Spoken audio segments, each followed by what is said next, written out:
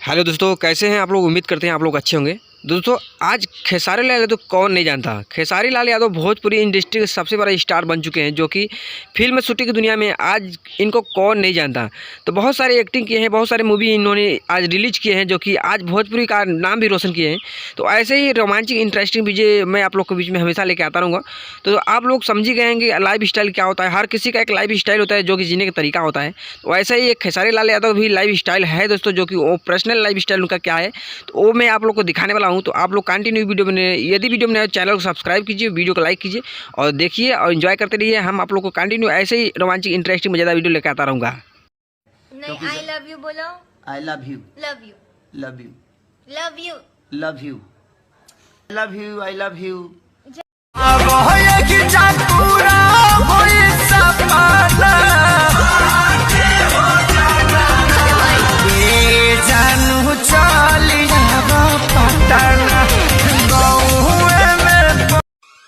सबका दिलवा पे राज करेले ई भोजपुरी सुने वालन के प्यार हमन।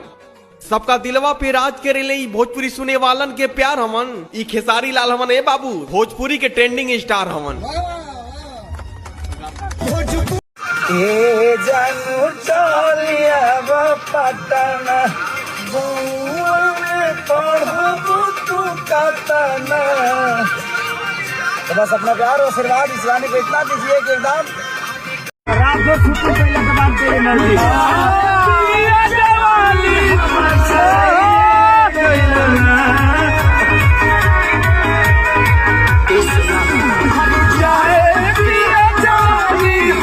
धीरा धीरा किया पिया बुलेटिया लेके जाला हो करी नचियो देखे जाला। नाच के नशा में दूगो रोटियो नहीं खा आई नोट हमर चाटी जरे लगे मम्मी पार्टी। बोल राधा बोल। और बहुत जल्दी रो सबके बीच में ट्रेलर आवेला बा और ओकर एंजॉय करिए, ओकरा के इतना प्यार दी, आशीर्वाद दी।